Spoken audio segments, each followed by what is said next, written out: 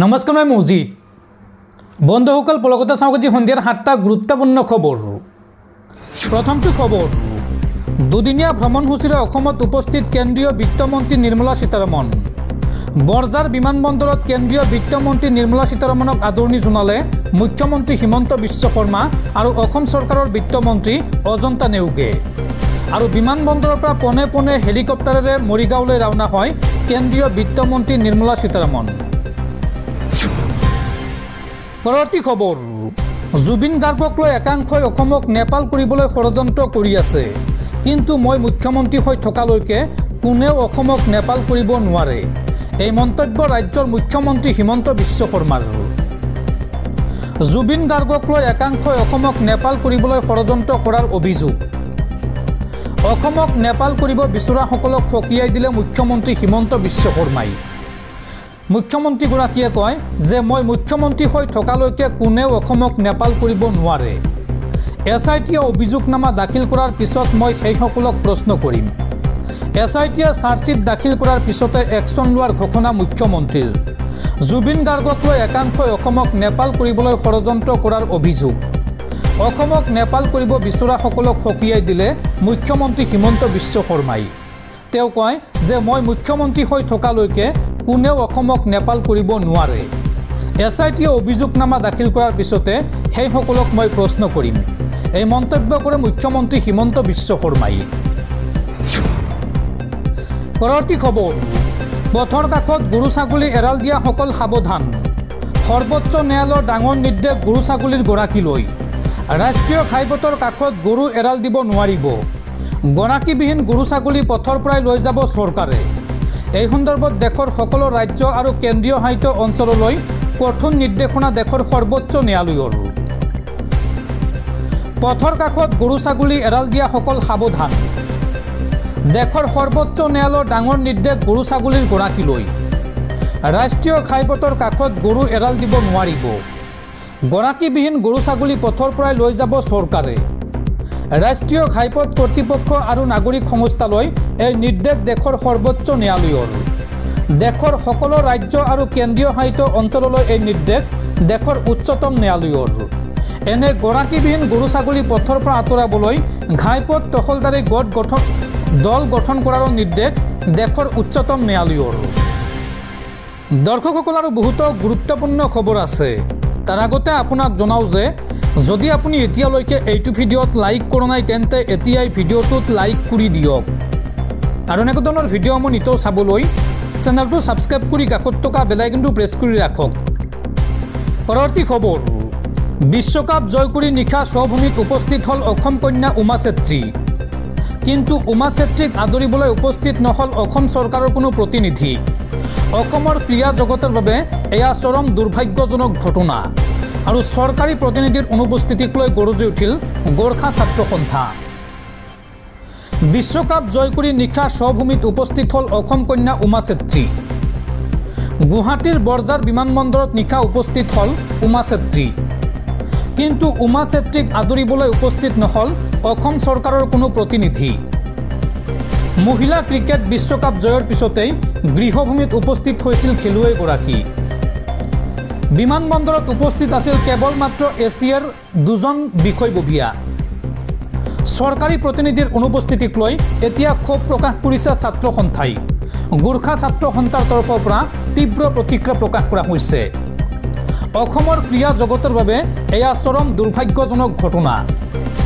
উল্লেখযোগ্য যে প্ৰধানমন্ত্ৰী মোদীয়ে উমা চেত্ৰীক অসমৰ কন্যা বুলি সম্বোধন কৰিছিল। কিন্তু বিশ্বকাপ জয়ী সেই উমা চেত্ৰীক গুৰুত্ব নিদিলে অসম চৰকাৰে। অসমৰ প্ৰথমগৰাকী বিশ্বকাপ জয়ী খেলুৱৈৰ প্ৰতি এই অবিচাৰ কিয়? সমগ্ৰ ঘটনা সন্দৰ্ভত চৰকাৰৰ ভূমিকাক লৈ গৰজি উঠিল গোৰ্খা ছাত্ৰ সন্থা। বিমানবন্দৰত উপস্থিত নাছিল কোনো দল সংগঠন, চৰকাৰী প্ৰতিনিধি, বিধায়ক, মন্ত্ৰী। আৰু নিশা বিমানবন্দৰৰ পৰা সাধাৰণভাৱেই ওলাই আহিল উমা চেত্ৰী। কেৱল গোৰ্খা ছাত্ৰ সন্থা আৰু এছিয়াৰ 2গৰাকী প্ৰতিনিধিয়ে আদৰিলে উমা চেত্ৰীক। নিশা 10 বজাত গুৱাহাটীৰ বৰঝাৰ বিমানবন্দৰত উপস্থিত হৈছিল উমা চেত্ৰী। আৰু নিশাই গোলাঘাটলৈ ৰাওনা হোৱা উমাৰ বাবে নাছিল কোনো ধৰণৰ নিৰাপত্তা। পৰৱৰ্তী খবৰ এতিয়াৰ পৰা আৰক্ষীয়ে যাকে তাকে যধে মধে গ্ৰেপ্তাৰ কৰিব নোৱাৰিব গ্ৰেপ্তাৰৰ পূৰ্বে আৰক্ষীয়ে লিখিতভাৱে জনাব লাগিব গ্ৰেপ্তাৰৰ কাৰণ আৰু এই নিয়ম উলংঘা কৰিলে বিপদত পৰিব আৰক্ষী এই সন্দৰ্ভত কঠোৰ নিৰ্দেশনা দেশৰ উচ্চতম ন্যায়ালয়ৰ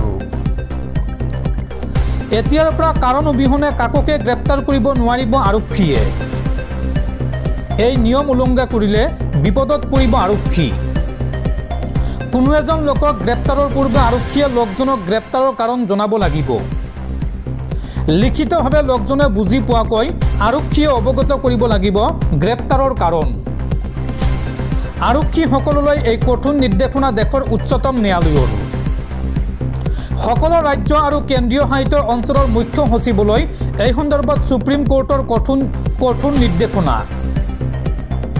অভিযুক্তক দণ্ডাধীশৰ সন্মুখত হাজিৰ কৰাৰ 2 ঘণ্টা পূৰ্বে লিখিতভাৱে তথ্য জমা দিব লাগিব আৰক্ষীয়ে এনে নকৰিলে গ্ৰেপ্তাৰক অবৈধ বুলি গণ্য কৰা হ'ব তেনে ক্ষেত্ৰত গ্ৰেপ্তাৰ কৰা লোকজনক মুকলি কৰি দিব লাগিব আৰক্ষীয়ে মুকলি কৰি লোকজনক গ্ৰেপ্তাৰ কৰাটো প্ৰয়োজন বুলি ভাবিলে মেজিষ্ট্ৰেটক আবেদন জনাব লাগিব আৰক্ষীয়ে অভিযুক্ত আৰু আৰক্ষীৰ পক্ষ শুনি এসপ্তাহৰ ভিতৰত এই সন্দৰ্ভত ৰায় দিব লাগিব মেজিষ্ট্ৰেটে মুখ্য ন্যায়াধীশ বি.আৰ. গাভাই আৰু জাষ্টিছ আগাষ্টিন জৰ্জ মছিহৰ বিচাৰপীঠৰ এই ৰায়দান মিহিৰ ৰাজেশ শ্বাহ বনাম মহাৰাষ্ট্ৰ গোচৰত এই ৰায় দিলে দেশৰ উচ্চতম ন্যায়ালয়ে উল্লেখযোগ্য যে 2024 জুলাই মাহৰ মুম্বাইত সংঘটিত BMW হিট এণ্ড ৰান গোচৰত এই ৰায় দিছে দেশৰ উচ্চতম ন্যায়ালয়ে পৰৱৰ্তী খবৰ উচ্ছেদক লৈ পুনৰ বৃহৎ ঘোষণা মুখ্যমন্ত্ৰী হিমন্ত বিশ্ব শৰ্মাৰ ৰাজ্যত বেদখলকাৰীৰ বিৰুদ্ধে অব্যাহত থাকিব কঠোৰ নীতি উচ্ছেদক লৈ এখোজো পিছ হুহুকি নাহে হিমন্ত বিশ্ব শৰ্মা গোৱালপাৰাৰ দহিকটা বনাঞ্চলত শীঘ্ৰেই চলিব প্ৰশাসনৰ সৰ্ববৃহৎ উচ্ছেদ অভিযান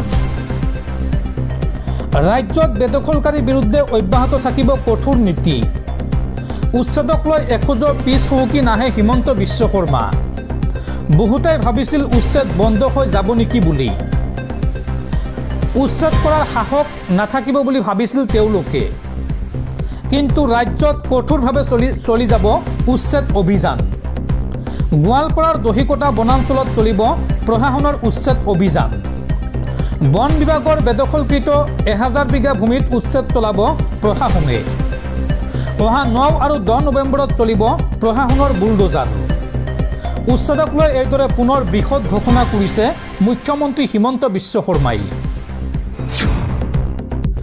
পৰৱৰ্তী খবৰ এইবাৰ বিশ্ব অভিলেখৰ বাবে সাজু হৈছে অসমৰ বাগৰুম্বা নৃত্যই প্ৰায় 12,000 গৰাকীৰো অধিক যুৱতীয়ে একেলগে পৰিৱেশন কৰিব বাগৰুম্বা নৃত্য ৰাজ্যৰ ভিন্ন প্ৰান্তত চলিছে বাগৰুম্বা নৃত্যৰ প্ৰশিক্ষণ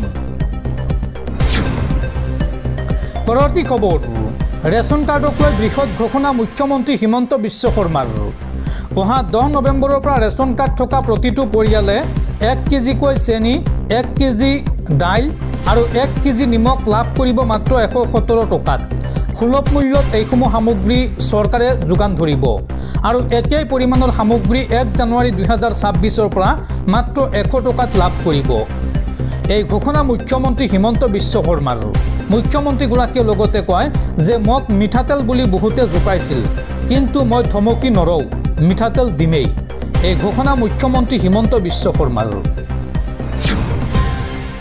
পৰৱৰ্তী খবৰ মহাৰাষ্ট্ৰ হাৰিয়ানা কৰ্ণাটকৰ পিছত এইবাৰ বিহাৰতো ভোট চুৰিৰ অভিযোগ কংগ্ৰেছ নেতা ৰাহুল গান্ধীৰ ভোট চুৰি কৰি বিহাৰত চৰকাৰ গঠন কৰিছে বিজেপি আৰু জেডিইউয়ে বিহাৰত নিৰ্বাচনী প্ৰচাৰ চলাই এই মন্তব্য কংগ্ৰেছ নেতা ৰাহুল গান্ধীৰ মহাৰাষ্ট্ৰ হাৰিয়ানা কৰ্ণাটকৰ পিছত এইবাৰ বিহাৰতো ভোট চুৰিৰ অভিযোগ ৰাহুল গান্ধীৰ ৰাহুল গান্ধীয়ে এইবাৰ বিহাৰত ভোট চুৰিৰ অভিযোগ উত্থাপন কৰিলে 2020 চনৰ বিহাৰ বিধানসভা নিৰ্বাচনত ভোট চুৰিৰ অভিযোগ ৰাহুল গান্ধীৰ বিজেপি আৰু জেডিইউয়ে ভোট চুৰিৰে নিৰ্বাচনত জয়ী হোৱাৰ অভিযোগ কংগ্ৰেছী সাংসদগৰাকীৰ বিহাৰৰ নিৰ্বাচনী সভাত এই অভিযোগ লোকসভাৰ বিৰোধী দলপতি ৰাহুল গান্ধীৰ